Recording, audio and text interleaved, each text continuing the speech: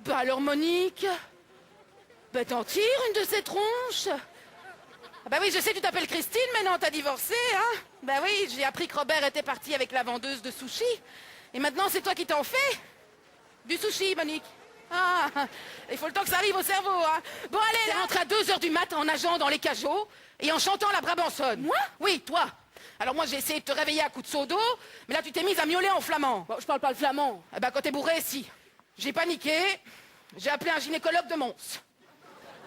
Bah pourquoi de Mons? Bah parce qu'il est de Mons et que c'est pas la porte à côté. Mais je m'en fous qu'il habite Mons. Je te demande pourquoi un gynécologue pour mes amygdales. Mais parce que c'était un 31 décembre et qu'il y avait de ça de libre.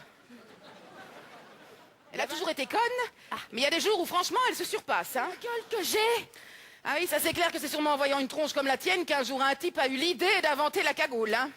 Ça s'y presse pas le mérou. Mais l'artiste, quand il a le cœur à marée basse, faut qu'il écope, faut qu'il vide la cale. Quand on le presse trop, le mérou pète.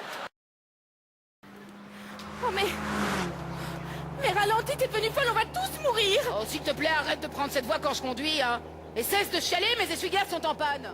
Arrête-toi, je saute. Eh ben saute si t'es pas contente. Formidable, hein, ton idée de massacrer le vieux à coups de poulpe. Il a ramené les flics. Mais c'est pas grave ça. Arrête-toi, je vais leur expliquer. T'as déjà essayé d'expliquer quelque chose à un flic, toi? Attends, d'autant qu'on n'a même plus les papiers d'identité. Alors tu sais ce que ça veut dire s'il nous rattrape, hein? Non. Ben, moi je vais te le dire. Tabassage à coups de bottin, sans compter les brûlures de cigarettes, les blagues sur les rondes et les blondes, hein? Et pour finir, viol collectif de toute la brigade. Eh ben parlons-en, tiens, de ma camionnette, hein? Pour peu qu'il y ait des témoins qui t'aient vu transformer ma caisse en lupanar, je plonge en plus pour proxénétisme. L'addition commence à être vachement salée, hein? Eh ben oui, ma princesse. Et alors à ça, ils vont nous rajouter tentative de meurtre à coups de poulpe sur personne fragilisée. Ça. Oh non, ah merde! On a les bourres au cul! Est-ce que tu peux être vulgaire quand tu fuis? Une idée, regarde. Je vais le mettre là. Ça me rappelle les porte-bonheur à Istanbul. Parce que mon nanar, c'est un pro. Il a plus de 30 ans de bahut et 6 millions de kilomètres au compteur. Eh ben, c'est pas un tout frais. Peut-être, mais c'est pas un cas. L'amour, c'est comme le jardinage. Ça commence par une pelle et ça finit toujours par un râteau. Tu deviens moi, je deviens toi. C'est clair dans ton esprit? Salut, moi c'est Tatave. Salut! Aïe! Moi, c'est Sophie. C'est dingue, j'ai vraiment l'impression de voir mon reflet dans le miroir. Et alors, j'ai les genoux de devant qui gonflent. Tu sais, comme Comme dans les genoux de devant qui gonflent. T'as déjà parlé d'André, le culturiste? Ah non, non. Oh bah alors celui-là, chaque fois qu'il se déshabillait, il me montrait ses muscles. Il me disait, t'as vu mes biceps? De la dynamite. Et mes pectos? De la dynamite. Et mes cuisses? De la dynamite. Quoi, il t'a fait le coup aussi? Un jour, il a retiré son slip devant moi. Et moi, je lui ai dit, dis donc, c'est pas dangereux autant de dynamite avec une aussi petite mèche? Comment tu fais pour avoir de l'appétit dans un moment pareil? Bah, dis, les émotions, ça creuse, hein? Et pour une fois que j'ai quelque chose qui creuse chez moi, j'en profite pour remplir. Très drôle. Oh. Mais toi, t'es jamais contente, hein? Moi, je suis jamais contente. Non mais tu délires ou tu te fous de ma gueule? Je sais pas si tu analyses la situation là. On a un conteneur de cadavres derrière nous, la camionnette est en rade, on n'a plus un bal. Et tout ça à cause d'une poissonnière hystérique. Les flics vont débarquer d'un instant à l'autre et on n'aura même pas le temps de lever les mains qui vont tirer à vue. Oh! Oui, à vue. T'as pas vu le film Tir à vue? Non, je n'ai pas vu le film Tir à vue. Eh bien, les flics débarquent et ils tirent à vue. En même temps, ils ont prévenu dans le titre. Ah bah c'est moi, bien sûr, bah, c'est de ma faute, tiens. Eh ben séparons-nous. Vac, jette le bébé avec l'eau du bain. Oh, dis, c'est monstrueux. Dis. Oh oui, ça c'est le genre de métaphore qui te dépasse, hein. Désolé, hein, je peux pas te le traduire en langage Picsou. Et on peut savoir pourquoi tu me dis ça maintenant? Pour rien. Oh, quand je pense à ce que m'a dit mon professeur d'art dramatique à mon examen d'entrée au conservatoire. Vous avez besoin du théâtre. Mais est-ce que le théâtre a réellement besoin de vous, Jean-Pierre? Il a dit à une femme, là, ça y est, j'ai largué l'autre boudin. Bah oui, bah alors où il est le problème? Mais t'es conne ou quoi? Il a dit, ça y est, j'ai largué l'autre boudin, tu me demandes où il est le problème? Mais je vais pas te demander où il est le boudin. Eh ben, je préférais. Surtout ne pas s'endormir Accroche-toi. T'es marrante, toi. À quoi tu veux que je m'accroche? À un cactus? Pas à moi, en tout cas. J'ai l'impression que je fonds à chaque pas. Si ça peut te rassurer, ça ne se voit pas. J'espère qu'on va mourir, comme ça je ne t'entendrai plus te plaindre. Moi, je me plains! Je meurs de soif et je ne dis même rien! Et moi, je ne sais pas pourquoi, mais j'ai l'impression que je vais mourir de faim. Oh, j'hallucine! Mais comment peux-tu avoir faim par une chaleur pareille? Mais quoi? Alors toi, tu aurais le droit de mourir de soif, et moi, je n'aurais pas le droit de mourir de faim. Si tu retournes là-bas, dis-leur que je suis morte de faim sur le chemin de Stevenson. Et, j'ai pas fini, et que je lègue désormais mon corps à la science. Et si la science refuse?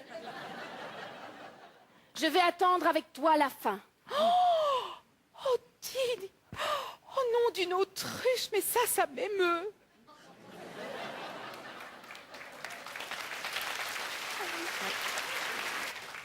Mais avant ça, j'ai un terrible aveu à te faire. Ah bon? Oui. Je ne suis pas blonde. Oh! Tu me dis ça maintenant? À la veille de mourir? Oh! Mais toutes mes certitudes s'effondrent. Rassure-moi, Sophie. Tu es bien conne.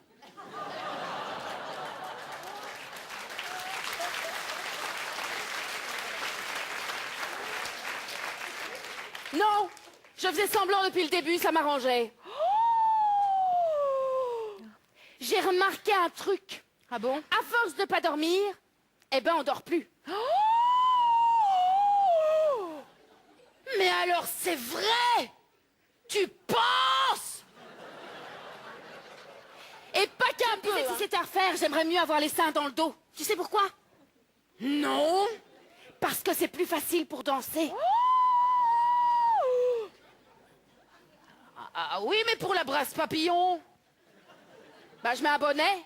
Oh, là on est en route pour l'Amérique et gratuitement en plus. Et puis après Broadway, New York, Hollywood. Oh, je me vois déjà descendre les marches au milieu des 2000 GI. Bah ça, on n'y est pas encore, hein. Parce que pour ça, faut traverser la frontière.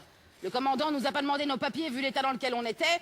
Mais à mon avis, à la douane, ça va se passer autrement. Tu crois? Bah attends, Interpol, c'est pas fait pour les chiens, hein. Bah non, ça je sais. C'est VWET pour les chiens. Sophie, tu es blonde, mais ça pourra pas éternellement te servir d'excuse, hein. Là, moi, j'ai besoin d'air, dis ouf. Oh, ça me rend malade, moi, ce bateau. Ça me rappelle quand j'ai pris la malle à Ostende. Oh, j'ai rendu. Oh Dieu. Mais j'ai rendu. J'ai tout rendu sauf l'âme. Quand je suis arrivée à Cherbourg, j'étais comme ça. Si ça se trouve, je suis passée à côté de toi sans te voir. Oh, de toute façon, rappelle-toi ce que disait notre mère, hein. Un homme après l'amour, c'est comme un meurtrier. Il sait pas comment se débarrasser du corps. 11h19, on s'arrête devant la banque. Ah! Reste calme, Sophie, reste calme. 11h20, tu descends la première.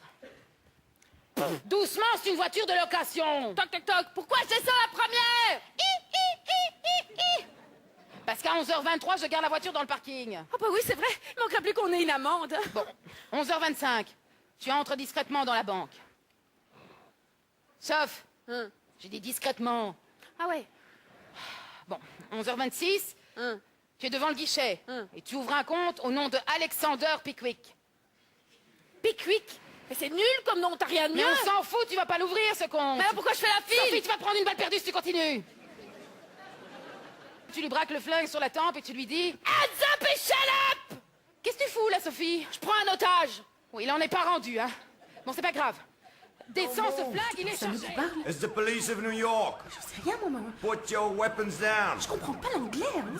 Hands up and shut up. Nous sommes deux perles, deux petites perles, victimes d'un destin malheureux.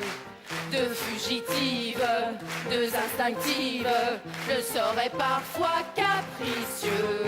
De vrais artistes, de vrais solistes, enfermés à Cincinnati. Contrôle banal, issue fatale, condamné à moisir ici.